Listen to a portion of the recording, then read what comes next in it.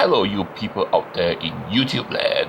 We were here at Di Padang in our last video, and we're gonna go to someplace else nearby. So we'll stop by the Esplanade Park, a short description about things happening there, and then we'll continue on and see what else we can find around here. And so we are walking towards Esplanade Park. So the Esplanade Park was built in 1943. Wait a minute, 1943? Wasn't that during the Japanese occupation? Well, mind. Anyway, this place is actually one of the oldest parks in Singapore, and it was redeveloped in 1991. And there are many historical landmarks here on this park here. You of course have this memorial here, which is called the Cenotaph, which was built or completed in 1922, and it was built in the memory of the 124 British soldiers born or residents in Singapore who gave their lives in World War I. Another monument in this park is this fountain called the Tan Kim Seng Fountain, which was erected in 1882 in honor of a well-known philanthropist, Tan Kim Seng, which was one of these old-time rich Chinese Tauges or businessmen in early Singapore history. And so they actually created this, they erected this fountain in his name. And originally it actually used to stand at Fullerton Square, which is near the Fullerton Hotel now. Then in 1925 it was moved to this location here at the Esplanade.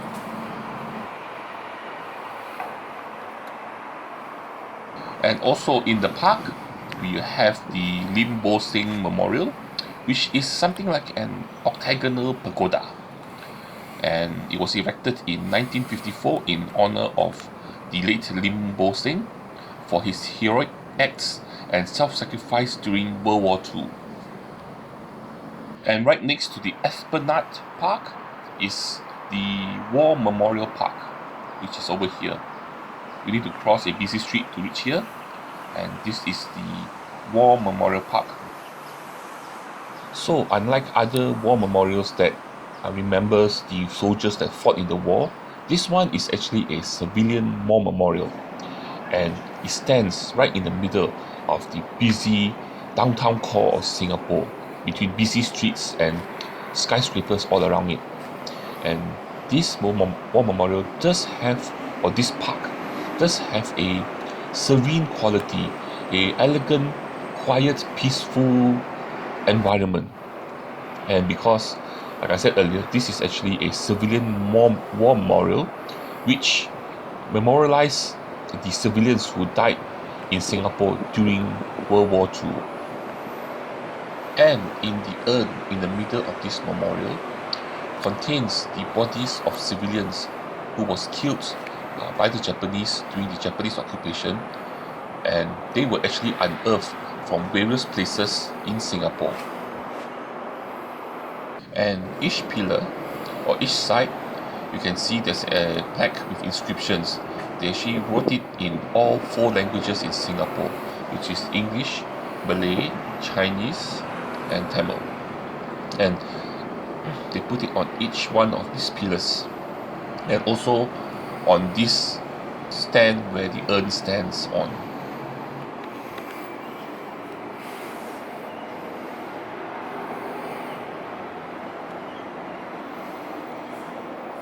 And this memorial, sometimes also called chopsticks because of the way the memorial looks like, actually represents the 4 different races in Singapore, which is the Chinese, Eurasian, Indian, and Malay.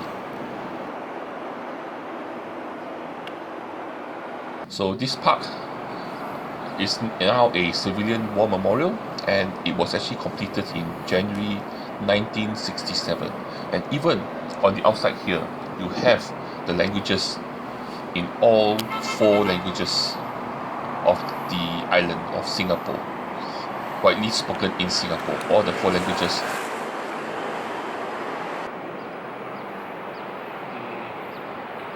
I always feel very peaceful and restful when I come here. It gives you a very calm and relaxed and peaceful feeling to come here, which I rarely come, but when I do, it's always beneficial. Right next to the War Memorial Park is this road here called Beach Road, and it's called Beach Road because the beach used to run or end at this road here. But we're gonna cross the road now to this building here, and along here there's actually a few buildings that are very interesting. It's a reminder of the old military style colonial buildings. And the first building here is this building here, originally called the Britannia Club, where it was actually a club for the British Armed Forces to come here and enjoy facilities like swimming, billiard, a bar, those kind of things. Then later, this one was actually built in 1952, and then later, after the British left, it was converted into the NCO Club, where for non-commissioned officers come here to enjoy the facilities. And the very interesting thing about this place is, if you notice inside here, they actually have a diving pool. Okay, not many clubs in the world have their own diving pool. So this is the interesting feature about this club. And then the next few buildings also very interesting, very reminiscent of British colonial military style buildings. And the first one is this building here. So next door to this building is this old style military building, where actually the next few buildings also the same. They were actually occupied by the Straits Settlement Volunteer Corps. So what is a volunteer corps? Basically, during the British time, they were volunteers who volunteered to be like soldiers to look after the colony, and they are there maybe to repel invaders if the invaders come, or help with civil unrest in the colony. So they actually have a corps of soldiers in Singapore, and they actually lived and worked around this area here. And this area here used to be the Beach Road camp, and this is another building beside it.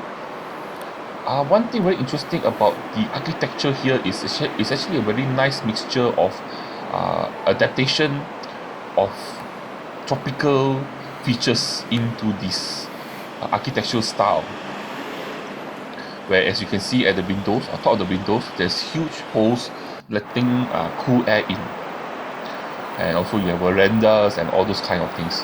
Very interesting architecture of this particular building. And also one thing also I quite like about this building is their gate. The gate is very ornate, and also they also have the original door handle too. Look at that. I don't think it's actually still working. Yup, not working, but a very nice feature. And another feature I quite like is also the koi ponds that I think is newly built into this landscape here, which gives this place a very nice natural feel. And so because of the nature of the volunteer corps, what they do in Singapore, when the Japanese invaded Singapore and occupied Singapore, a lot of these people who were in this corps were killed or sent as prisoner of war to other parts of Southeast Asia. And so the plaque you saw at the bottom there actually commemorate their sacrifice during World War II, and is placed in front of this building here. Like I said, this design of this building is very unique. I quite like it.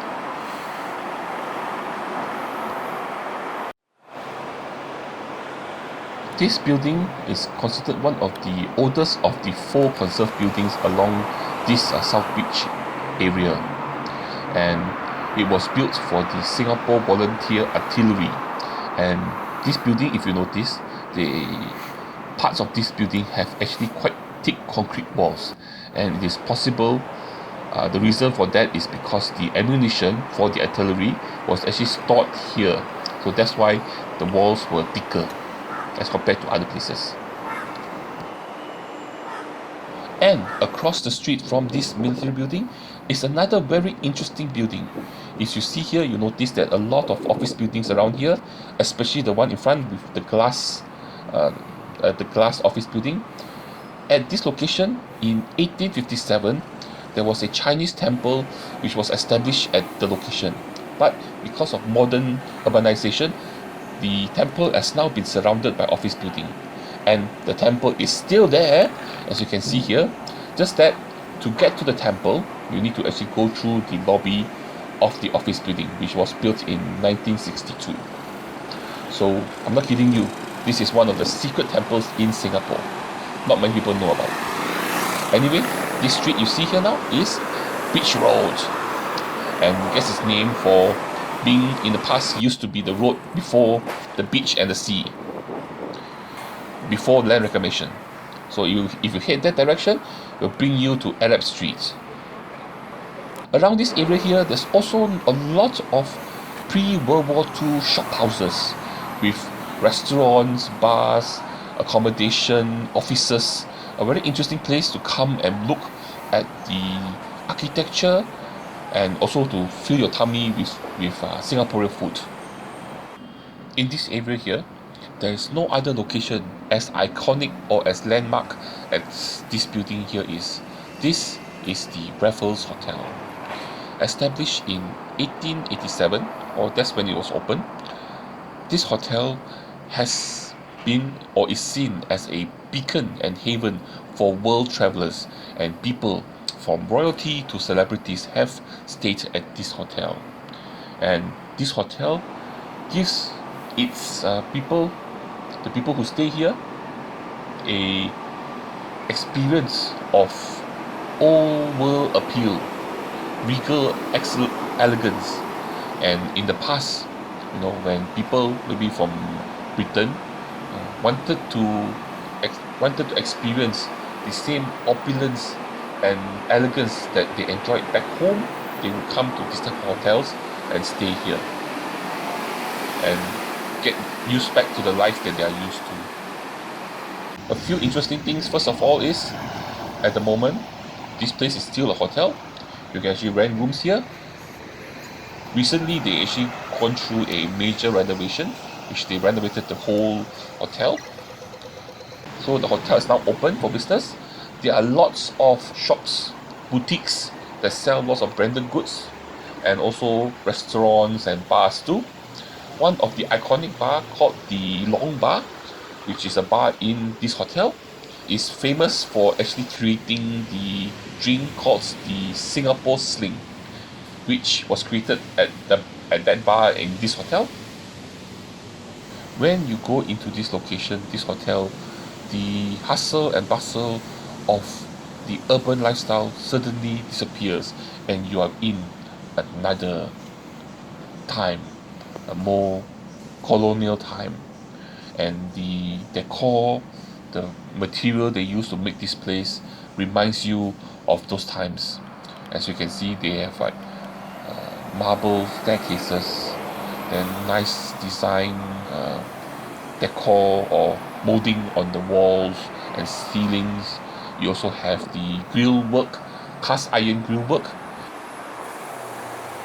The grill work you see at this hotel here is actually made in the same foundry in Britain that made the grill work or the cast iron fixtures and grill work that you see in the Telok Ayer market or Lau Pa Sat.